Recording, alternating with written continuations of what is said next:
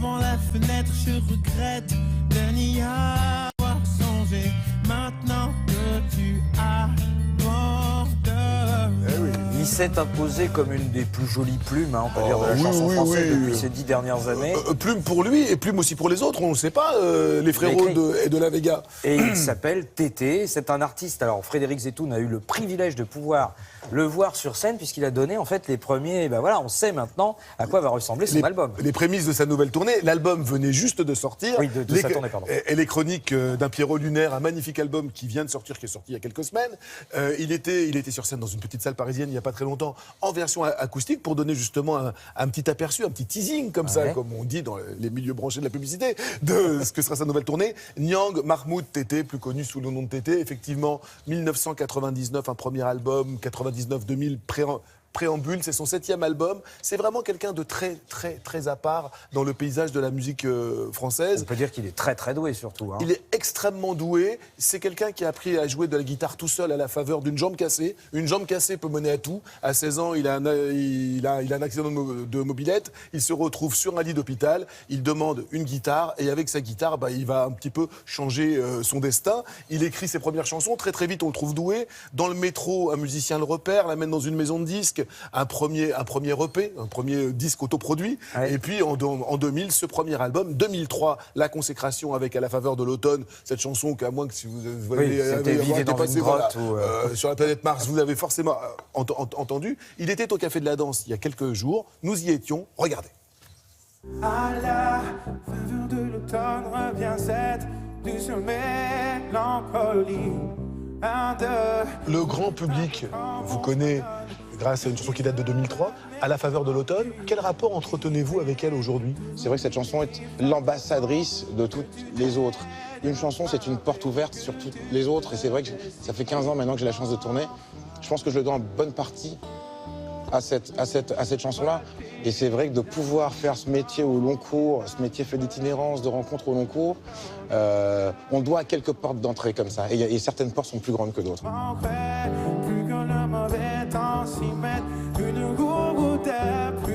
Tété, je crois savoir que c'est à la faveur d'une jambe cassée que vous avez découvert la guitare et le plaisir de la composition.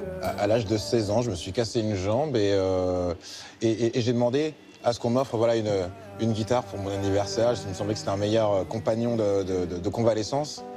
Et c'est vrai que cette guitare est petit à petit devenue ma meilleure amie.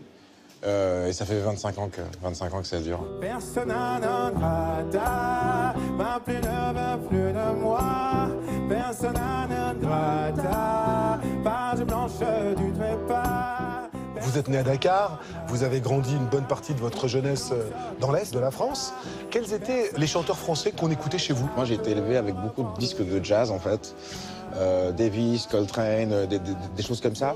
Et puis Tom Waits, et puis surtout les Beatles. Et les grands auteurs en chansons francophones, je les ai découverts plus tard. Passé 20 ans, les Gainsbourg, Aznavour, Brel, je les ai découverts plus tard, ce qui n'est pas plus mal. Parce que je pense que si j'avais grandi avec un Brel, un Brassens, des gens comme ça aurait été beaucoup plus invalidant pour écrire. Parce que passer, entre guillemets, après des gens comme ça, c'est pas évident. C'est l'histoire d'un ange déchu, perdu entre abysses vertus. Quand le petit enfant né à Dakar, élevé par sa maman seule, voit aujourd'hui des salles pleines comme ce soir, des affiches avec votre nom dessus, qu'est-ce que vous vous dites quand vous voyez ça? C'est surtout de l'humilité parce qu'au bout de 15 ans, on sait le prix que ça a. Et qu'en 15 ans, on a vu plein de copains qui n'ont pas forcément pu continuer.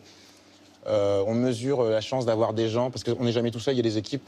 On mesure la chance d'avoir des gens qui sont investis sur ce qu'on fait et c'est pas pour faire des grandes phrases, mais on a envie d'essayer d'être à la hauteur de ça. Le réel confie nos mystères, les gens au bout du tunnel, la lumière. Paris.